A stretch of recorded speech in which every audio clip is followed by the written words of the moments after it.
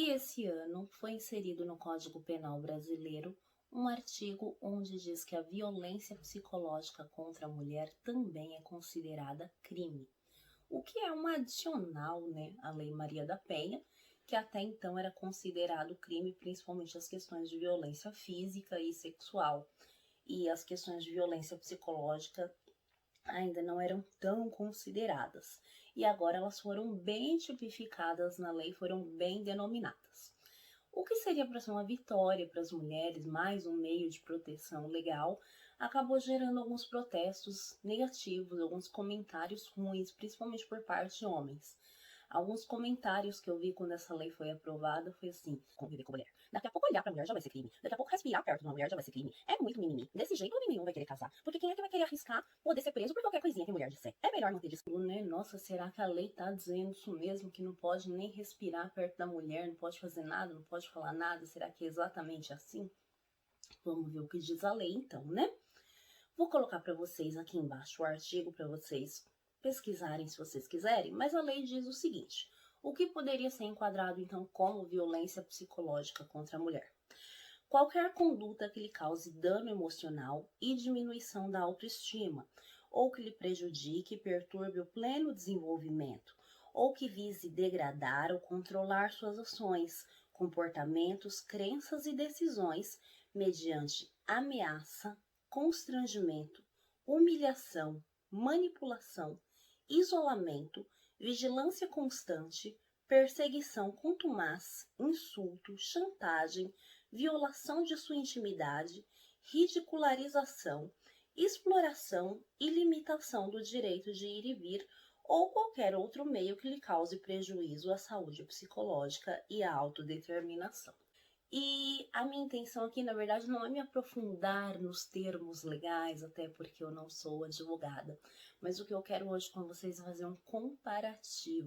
O mais comum que se enquadra nessa questão da violência psicológica, os advogados dizem que é a questão de ameaça. Esse é o maior constante que acontece contra as mulheres. Então, sejam ameaças de ex-companheiros que ameaçam que vão matá-las, que vão matar alguém da família, se elas se separarem e tudo mais, isso é o mais recorrente, mas também existem outros tipos de violência além da ameaça, que é o constrangimento e a humilhação, então também que acabam sendo também formas de ameaça. Então, você xingar uma pessoa, diminuir, são formas também de violência psicológica. Manipulação e isolamento. Essa aqui é bem interessante porque é uma violência muito silenciosa. Ela geralmente é o que alguns chamam de dar gelo. Então aconteceu alguma coisa que o companheiro não gostou, por exemplo, e em vez de sentar, conversar e dizer que aconteceu uma situação que ele não gostou, a solução é: vou dar um gelo, não vou falar nada. E assim ele fica ali mudo e ignora a companheira por uma semana, um mês, enfim, não se sabe o tempo certo. E ela fica sem entender muitas vezes porque ela está sendo isolada, ignorada. E isso é uma situação de violência, isso causa danos psicológicos. Você ignorar uma pessoa que você sabe que ama você, que se importa com você, é muito danoso à saúde mental. Isso é muito grave. Aí você vai falar: ai, mas também tem mulheres que fazem isso, também tem mulher que dá gelo em homem. Calma que nós vamos chegar nessa parte, tá bom? Tem sim, e está errado também, mas calma que a gente ainda vai chegar nessa parte. Mas de toda forma, isso é uma forma de negligência, de maus tratos, por isso que entra como violência psicológica. Questão de isolamento, esse isolamento pode ser tanto no dar gelo, que eu falei para vocês, como também pode entrar na questão de homens que isolam a mulher da sua rede de contatos, né? Então, agora que você está casada comigo, você nem precisa mais procurar sua família, você nem precisa mais sair com seus amigos, porque agora você tem eu sou tudo na sua vida. E aí a mulher vai se isolando de todos os outros contatos que ela tem, até que quando ela de fato sofre alguma violência, ela já não tem mais ninguém por perto a quem ela possa recorrer, porque ela se isolou. Isso é muito comum. Vigilância constante, isso também é bem abusivo. O que seria vigilância constante? Pode ser ligar no celular da pessoa 50 vezes por dia, pode ser mandar mensagem toda hora perguntando onde a pessoa tá, como em casos mais extremos, pessoas que instalam rastreadores, programas espiões no celular para ficar tentando controlar o que a pessoa faz. Isso é bem invasivo. Violação da intimidade, que entra nessa mesma questão. Ridicularização. A ridicularização é um abuso bem comum que narcisistas cometem, que é quando entra naquela questão de humilhar a pessoa publicamente por algum motivo que você sabe que ela se sente mal. Então, seja falar para todo mundo, olha como ela engordou, nossa, olha como ela é desleixada, nossa, minha mulher não sabe cozinhar, ela estraga tudo, queima comida.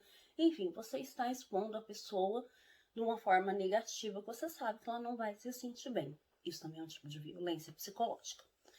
Exploração e limitação do direito de ir e vir, então tentar proibir a mulher de sair de casa, proibir de trabalhar, proibir de alguma coisa, violência psicológica, ou qualquer outro meio que lhe cause prejuízo à saúde psicológica e determinação. Parece muita coisa, mas se a gente parar para pensar, nenhum ser humano deveria ser submetido a um tipo de situação dessa. Aí você vai falar assim, mas eu conheço mulher que dá gelo em homem, mas eu conheço mulher que xinga homem, mas eu conheço mulher que liga 50 vezes pro cara perguntando onde ele tá. Então, nesses casos também não seria violência, não seria abuso? Sim, isso também está errado. E vale lembrar que a Lei Maria da Penha ela também pode ser aplicada à proteção do homem. É isso que as pessoas se esquecem. As pessoas enfatizam muito a questão da mulher. Primeiro, porque a violência contra a mulher é muito mais recorrente. Segundo, porque essa lei teve origem, sim, por causa de uma mulher que foi vítima de violência do seu companheiro, mas a Lei Maria da Penha também serve para proteger os homens. Então, se os homens vivem alguma questão de violência com sua companheira, sim, eles também podem ser defendidos, protegidos através dessa lei, tá? Então, não é porque é mulher que ela está autorizada a praticar qualquer um desses atos, não. Deixar isso bem claro. Só que um outro ponto que eu quero levantar com vocês é o seguinte. Eu sou professora de educação infantil, trabalho com criança e o tratamento que a gente dá à criança hoje em dia mudou muito do que era antigamente. Para quem tem aí mais de seus 40, 50 anos, você vai saber do que eu tô falando. Antigamente, o professor podia bater em aluno. Isso mesmo, o professor batia em aluno. Podia bater a mão da palmatória, podia mandar ajoelhar no milho, dava reguada na cabeça. E os que não batiam, que teoricamente eram mais bonzinhos, eles praticavam essas atitudes de violência psicológica que eram bem semelhantes a essas questões aqui que eu citei da mulher. Então, tinham professores que colocavam o aluno no canto da sala com chapéu de burro. O próprio professor praticava bullying contra o aluno, que estranho, né? Mas sim, tinham professores que faziam isso, tinham professores que obrigavam o aluno a escrever ali uma centena de vezes no caderno que ele era burro, que ele era teimoso, que ele era desobediente. Enfim, várias situações que causavam danos, traumas, que muitas vezes a criança nem queria mais estudar, nem queria mais frequentar a escola, porque ela vivia numa situação de humilhação, que a própria autoridade da sala, que era o professor, deixava ela nessa situação exposta ao ridículo, o que muitas vezes criava a situação de bullying com todo mundo ali da sala por culpa do próprio professor. Aí eu fui ver na lei quais são as questões de violência psicológica contra a criança e o adolescente.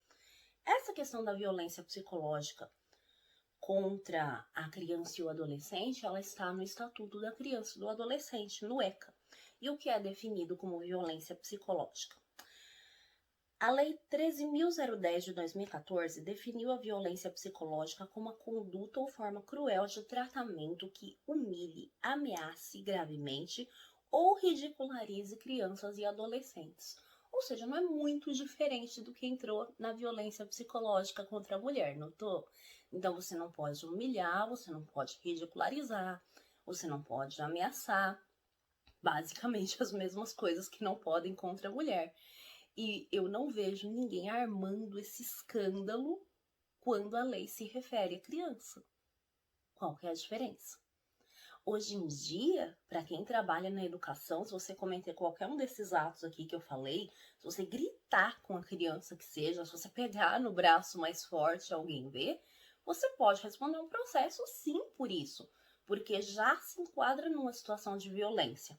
Ai, nossa, mas é muito exagerado? Bom, é só você pensar, você aceitaria, por exemplo, que seu chefe chegasse gritando com você, que ele chegasse te chacoalhando porque você não fez alguma coisa? Seria considerado uma situação de assédio, uma situação abusiva. Então, por que essa situação seria aceita com uma criança, sendo que ela é um ser mais frágil, tanto fisicamente quanto psicologicamente? Entendeu? Então, o problema não está na lei. Notaram? O problema não está na lei, nem na lei para criança, nem na lei para a mulher. Tampouco o problema está na mulher ou na criança que é protegida por essa lei. Onde está o problema, então? Por que as pessoas estão se incomodando com isso? O problema, então, está no comportamento de quem reclama da lei, porque, na verdade, é só uma lei para proteger o bem-estar do ser humano. E se você acha que essa lei de alguma forma te ameaça, que isso é um motivo para que você seja preso, para que você tenha que ficar em vigilância constante, talvez seja porque tem algo no seu comportamento que você veja que pode ser qualificado como crime, então. Talvez você faça algo que, mesmo sem ter a intenção, mas já está tão enraizado dentro do seu ser, que você sabe que a qualquer momento isso pode ser qualificado como crime. E eu falo que às vezes é sem querer pelo seguinte: a questão da violência, principalmente a violência psicológica, ela muitas vezes é tão introjetada na gente desde a infância que a gente nem percebe esses atos de violência. Eu já vi pessoas, colegas, que falavam assim: olha, minha mãe, quando eu era criança, que ela ficava com raiva de mim, ela passava uma semana, assim, olhando na minha cara, um mês, não falava comigo. Ou minha mãe, quando brigava com meu pai, eles ficavam meses sem se falar. E são situações de violência psicológica, de isolamento, como que alguém cresce nesse ambiente. Aí a criança cresce, vivencia aquilo, entende que isso é uma forma normal e comum que as pessoas se tratam, que as pessoas não sentam e resolvem os problemas, que as pessoas se isolam, cada um para o seu lado, e depois ela transpõe isso para um relacionamento. Então é o que pode acontecer, que um namorado trate a namorada da mesma forma, ou vice-versa, a mulher também pode tratar o homem assim. E ela nem percebe, às vezes, o dano psicológico que aquilo vai causar no outro, mas pode causar, né?